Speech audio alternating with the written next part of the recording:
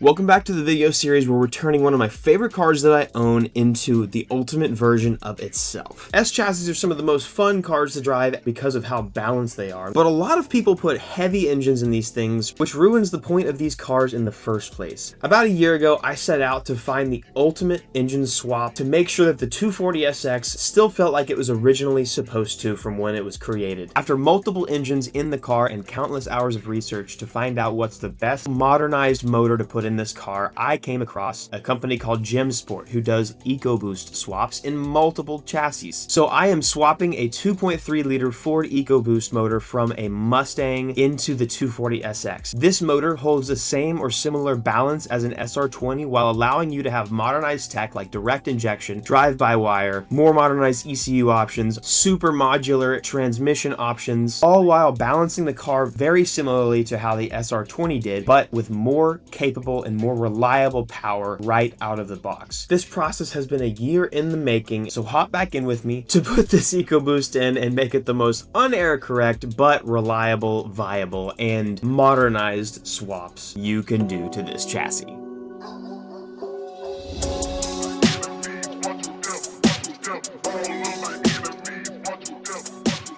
Last video, to kick off the swap series, I unboxed some of the main components that I got from GemSport. They essentially offer everything in-house except for the motor itself. So we took apart the motor, did all of the preventative maintenance like balance shaft delete and vacuum pump delete, while cleaning it up, putting the billet front sump oil pan on, a new location for power steering, and tossing it in the car to see how it fit. We also got some miscellaneous parts from MA Performance like an NB Miata dual pass radiator. Today, for the second part of this series, we're going to slap on the last bit of powertrain, which is the BMW ZF5. I chose this one because it's a good trans and they hold power really well, but there's a ton of different transmission options you can make. With all that said, let's get started.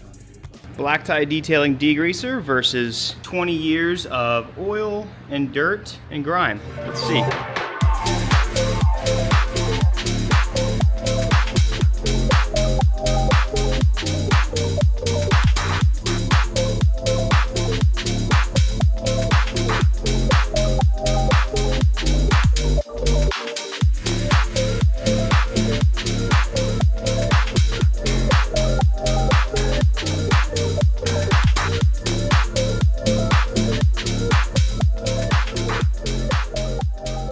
Alright guys, it's time. We're gonna put the flywheel and the clutch on. Super excited about this. We gotta put the hopefully, get the transmission and stuff on. So part 2, or whatever part this is, of the thing, making the S13 the most modernized, streetable, cool, but still fun drift car possible. So we've got the 2.3 liter EcoBoost in the car right now. Still waiting on a few parts from GemSport, but they're on their way.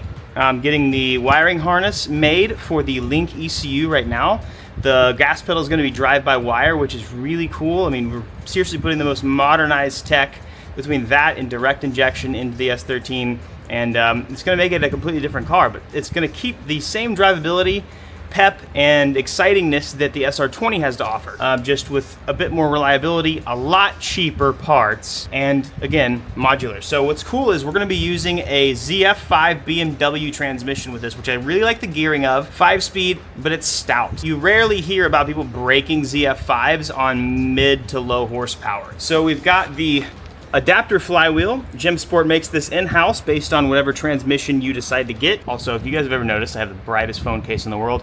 It's because I lose the thing all the time. It's not because I think it looks cool. Because I can never find my freaking phone. I can never find my freaking phone, literally. So the really neat thing about all of this is I'm able to use a factory clutch. The GemSport flywheel mates up to whatever factory transmission clutch you would use, so you don't have to go about getting a custom clutch made. That was the biggest caveat that I had with the J series that I wanted to put into the car. Would have been a really cool thing, but the clutch was completely custom, and if I had any problems with it, I'd have to get it completely remade again. And I waited like 6 months and nothing happened. So we've got an OEM proven, streetable, reliable ACT clutch. So I want to say thank you, ACT. Best clutches in the game. I have never once had an issue with them. I run them in my pro car. I beat the piss out of them. I run them in my street cars. I absolutely love ACT. So big shout out to them, but also GemSport, really cool because yeah, you can just use a factory clutch.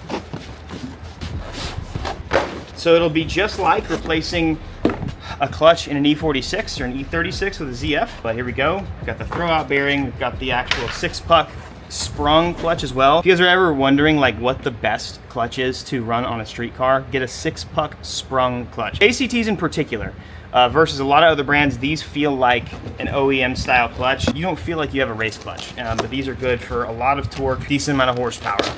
Pilot bearing. This is my first time opening this, and I'm just like, the quality is unreal. One of the nicest flywheels I've seen, and they make these things in-house. So sick, dude. It's gonna work with factory starter, and then it obviously adapts to whatever clutch of your choosing, but mates up to the back of the 2.3 EcoBoost, and yeah, lets you rip. That's dope, dude. Really all we gotta do now is get the flywheel in and just start bolting stuff up. So this ended up being an engine out of the car job because I not only needed to cut and adjust the adapter plate, but the transmission itself on the bell housing, I had to make room for the starter. I had to use a starter from a 2-liter Escape, but I ended up obviously getting the flywheel and clutch on. For the 240, the transmission tunnel is pretty small, so easiest to get the transmission on safely outside of the car before I started banging stuff up or stabbing it incorrectly. So I got everything torqued down to spec, everything Loctited and ready to go.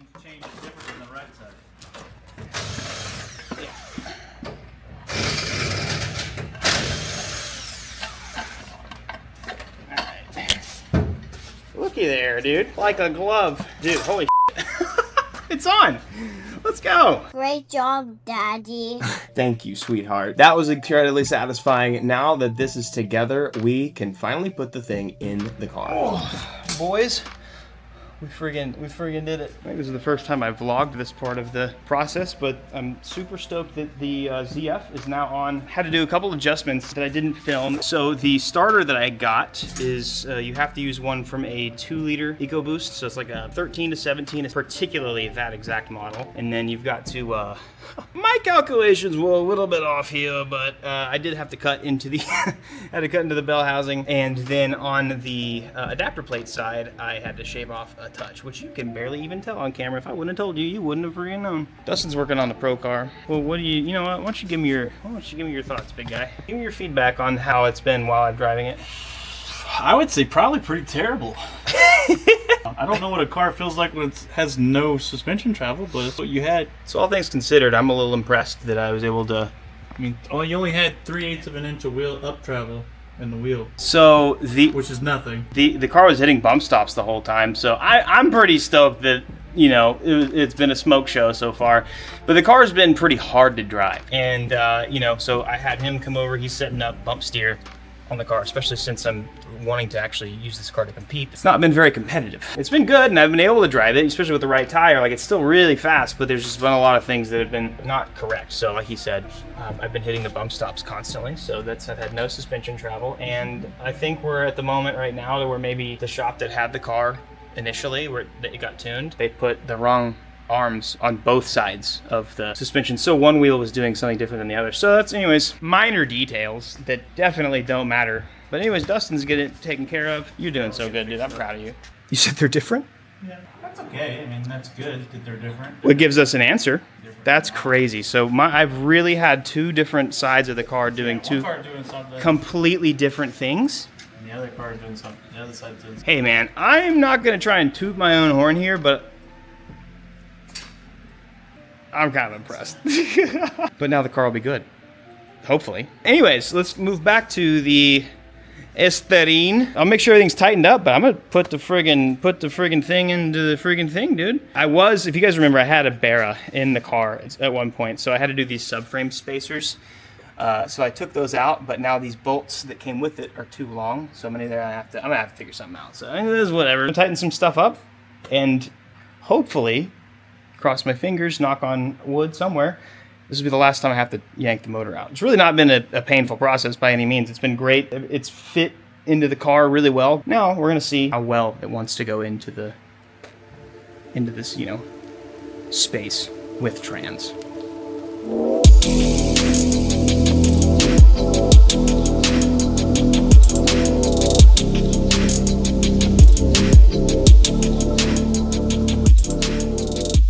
Boys, What's really cool is this AN line fits as well, so I gotta get nothing else custom made. I believe the kids call that one a Victory Royale power stance. Well, I tighten this up. Dude, that's huge. All right, so the engine is in, the transmission is on, the starter is on, and my brain is off. Holy cow, boys. So the motor is in. I'm sure it'll probably have to, you know, we'll have to mess with the motor mounts and I don't know. I mean, the transmission's on. I'm waiting on the drive shaft, which again is also from Gym Sport, so it's kind of nice. I guess I don't have a shifter mechanism at all for this ZF. I just realized that. I'll have to figure that one out.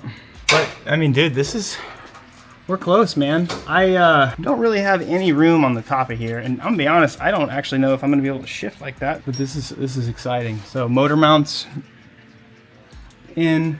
Motors in, seems to be leak free so far. I don't see any oil leaking out, and what's nice is like it's like an SR. Like these cars with SRs have tons of room in front of them, especially when they're tubed. I guess being tubed is kind of a benefit here.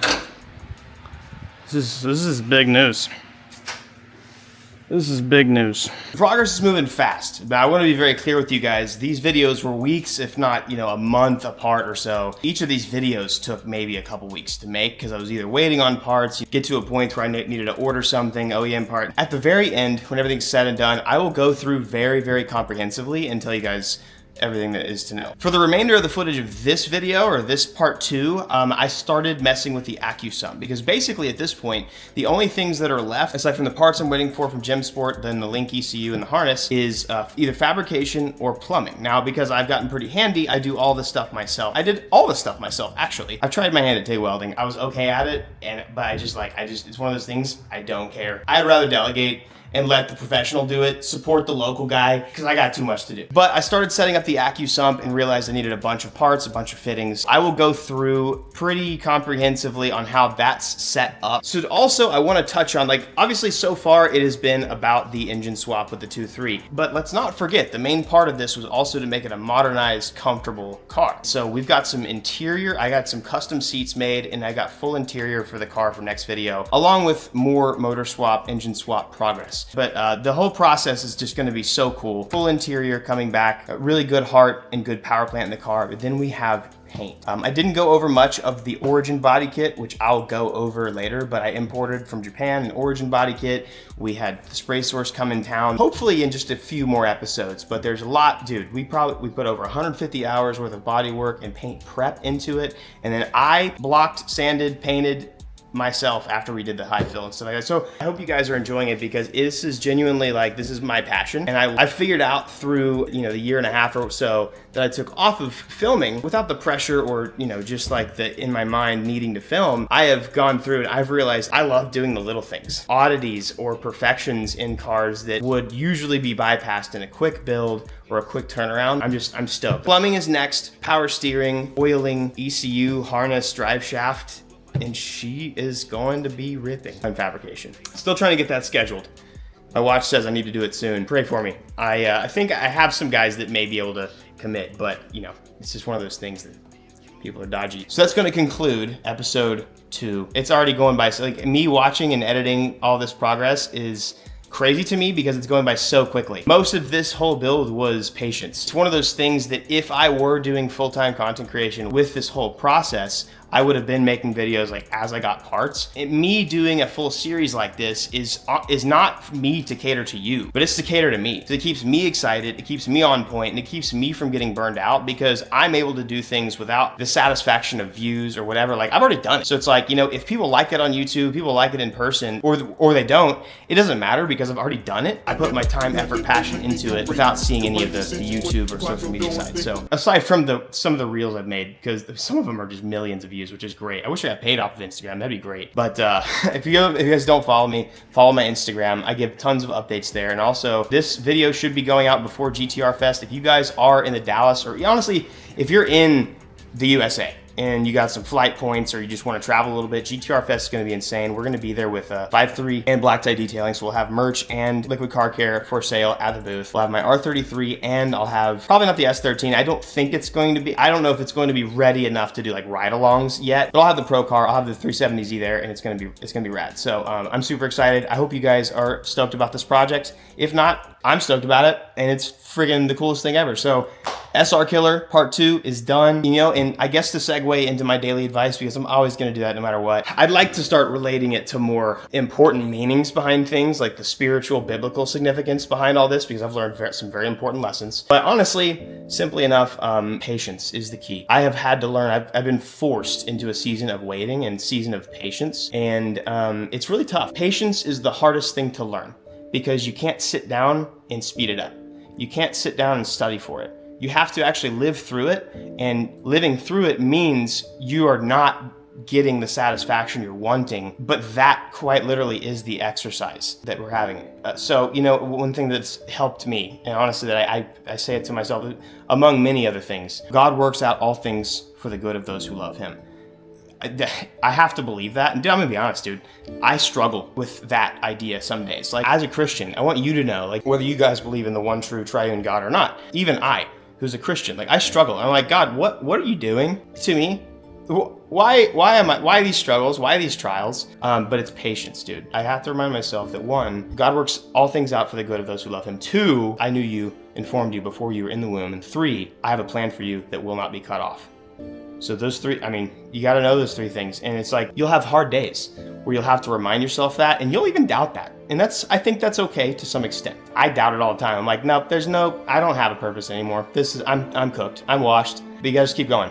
Patience is hard, but it's one of the hardest things. It's probably the hardest thing to learn in life, because you can't sit there and learn it. You have to go through it. You have to go through hard times. You have to rejoice in your suffering. You have to persevere in order to learn patience. Man, whatever you're going through right now, God, I pray for the person that is currently dealing with anything that I've personally gone through, or something similar, or a feeling away that I have, because I know how it feels and it is miserable. I pray for these people watching right now that they receive you, and that they know you, they believe you, and that even when they don't see your hand, they still seek your face. Amen. It's a prayer that I think I've prayed that every day for the past 1.5 years, dude. It's crazy. Hey guys, have an amazing day, and I want you guys to know, truly, I love you. No matter how small or large the audience is, I want you guys to know that you guys mean so much more to me than just customers or viewers. Like, I care about each one of you guys individually as a real human being. Even though I don't know you, I still have, whether it's 10,000, 5,000, 20,000, or 1 million eyes, you are people. And, you know, I genuinely, my whole heart loves you guys.